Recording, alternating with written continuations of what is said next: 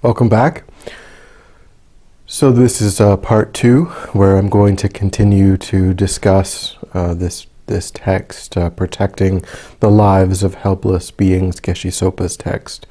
We ended part 1 with the disadvantages of eating meat. Part 2 is going to pick up with the advantages of not eating meat. So this is a continuation of an explanation of the Angulimala Sutra. There's a quotation from that sutra, which I will read. In that sutra, the Buddha said, "Angulimala, in countless lives, out of respect for the millions of living beings, I have given up flesh, meat, fat, in fact, any food associated with killing and having also and have also caused beings to do the same. Due to this, my body has become the excellent body of a Buddha, characterized by the special marks. Angulimala, in countless lives, I have caused millions of beings, gods and humans, to purify all the million mental afflictions. Due to that, my body has become a body free from elaborations." And then Geshe Sopa says, in this sutra, eating meat is thus rejected with reference to the corresponding benefits. So again, as I've mentioned before in this channel, I myself am not a Buddhist teacher. I'm a student of Buddhism, so I don't, I can't go into a lot of deep analysis on the contextual, historical statements of the sutras and so on. But just taking this sutra for what it says, I think that it is dramatic in various ways. Because here the Buddha not only says that, not to eat meat, but any food associated with killing. Any food associated with killing. So, of course, in our society, in 2,600 years after the Buddha came and taught, the dairy industry, the egg industry, these are both industries that necessarily involve a great deal of killing. So perhaps at the time of the Buddha, those animals were well cared for and allowed to kind of live out their lives in a very natural way with their with enough land and so on, but it's very, very different than the situation that we find in today's world. So in my mind, I take inspiration from the words of the Buddha here, where he says, any food associated with killing, to mean that for my life, that I should also think seriously about things like dairy and eggs and other perhaps other things where the killing is in some way perhaps a little bit more tangential, but definitely in my mind fits under this concept of associated with killing, which is clearly elaborated here in the sutra. And also very interesting and to me surprising when the Buddha says that he also caused beings to do the same. So then he says, due to this, my body has become the excellent body of a Buddha, characterized by the special marks.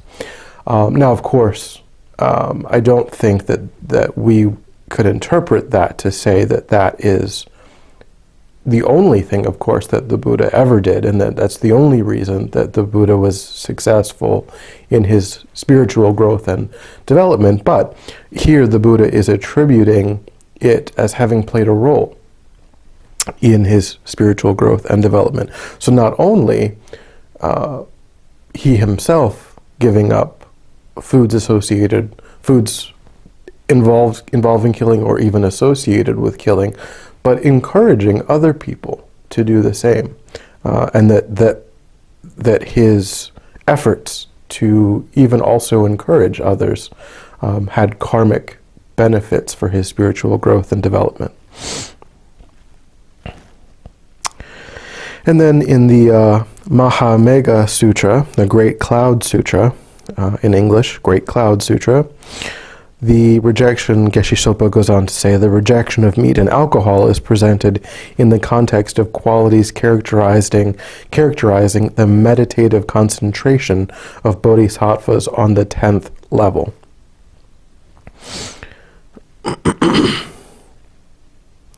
So I'll just read a portion of this. This is a longer quotation. The Buddha says, a bodhisattva mahasattva who has attained the concentration of the deep, calm ocean demonstrates the signs of obstacles in order for beings to renounce killing animals and eating their meat by appearing as a meat seller in places where pigs are sold. In order to bring beings to spiritual maturity, he also appears as a beer drinker among beer sellers. And in order to clearly show the disadvantages of drinking beer, he will even become chief among them and serve beer to beings without being attached to that activity.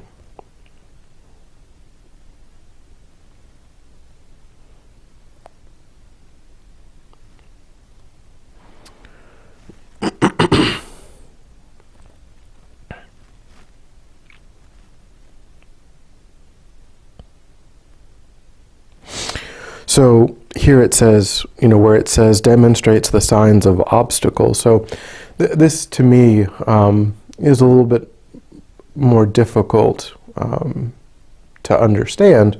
I'm not sure that I deeply understand the point that's being made here, but when he says attained or demonstrates the signs of obstacles in order for beings to renounce killing, as killing animals and eating their meat by appearing as a meat seller in places where pigs are sold, and so on.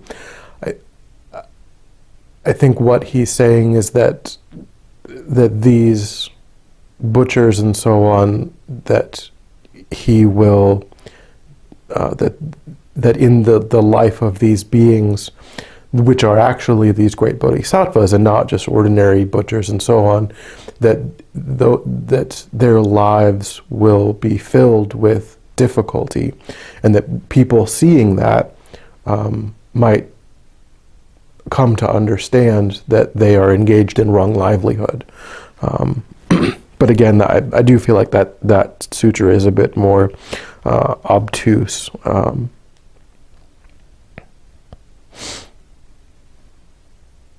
Geshe Sopa basically just goes on to say, this sutra rejects meat and alcohol, noting the qualities that a bodhisattva attains in the context of the 400 gates of concentration, achieving the meditative of a deep, calm ocean. So it doesn't really explain that in detail, but my sense is that it's something along those lines. Geshe Sopa goes on to say, in the Hinayana Sutras, we also find quotations related to our subject, like the following passage from the latter part of Foundations of Medicine, a text contained in the Vinayana section of the Kangyur. That quotation is, the Buddha was dwelling in a multi-story building by a monkey pond in Vaisali. In Vaisali, there lived a captain called Senge, and whenever the people living nearby brought him meat, he ate it. One day he learned from the Buddha what was true and did not eat meat anymore. Nevertheless, meat was still brought to him, but it was given to the bhikkhus, and in fact, the bhikkhus did eat it. Now, the Tirthikas made remarks about this, made fun, and clapped their hands. Knowledgeable ones, Captain Senge does not eat the meat that has been prepared for him, so it is given to the bhikkhus of the son of the Shakyas. And the bhikkhus of the son of the Shakyas eat the meat that was meant for Captain Senge. When they heard this loose talk, the bhikkhus asked the Buddha, and the Buddha replied, I have stated that meat which is not appropriate from the 3 points of view should not be eaten. So these 3 points of view, bhikkhu, the word bhikkhu, or bhikshu, just refers to a monk at the time, a follower, ordained follower of the Buddha. And so the lay people were offering meat to these monks, and this is sort of the rule of the three purities, which is in the Hinayana tradition, the Theravada tradition of Southeast Asia. This is really the prevailing way of understanding what the Buddha says about eating meat, which is this threefold purity, where meat, where it's appropriate for a monastic to eat meat if the monastic has not seen, heard, or even suspected that the animal was killed specifically to be eaten by the monastic. But Geshe Sopa goes on to say, nowadays, unfortunately, some intelligent and not so intelligent commentators have made the presentation of purity according to the three aspects, namely, not having seen, not having heard, and not having suspected that the meat was killed for one's own consumption into a rule which is as well known as a famous quotation. As far as the presentation in the Vinaya Sutra, Foundations of Medicine, is concerned, there can be no doubt that it is inappropriate to eat meat that has been killed for oneself. However, the fact that the Buddha, referring to the meat meant for someone, i.e. Captain Senge, other than those who actually eat it, i.e.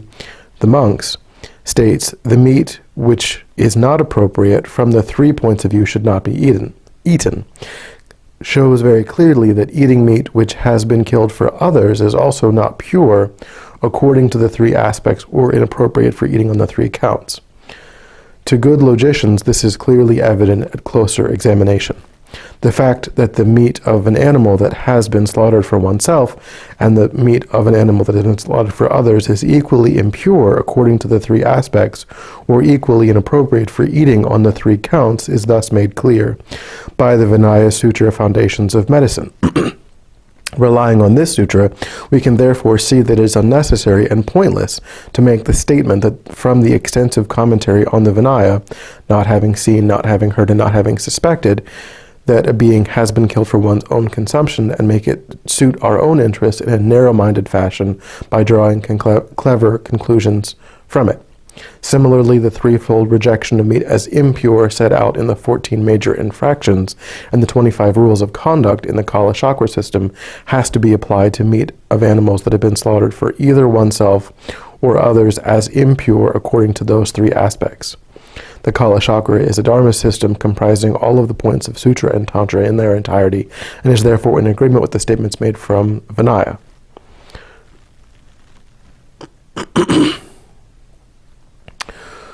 So what Geshe Sopa, what I take from this is that this rule, which is again the prevailing rule, and one of, as Geshe Sopa here says, one of the things that many people have heard, many lay people, many people have heard about this, about what the Buddha said about eating meat. They say, well, the animal wasn't killed for me, specifically, wasn't killed with me in mind when the animal was killed.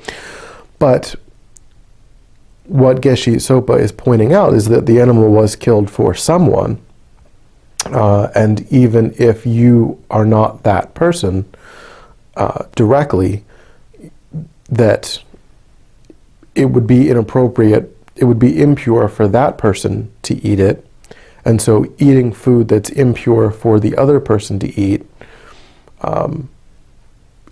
seems just as inappropriate as, you know, as if it were killed for oneself.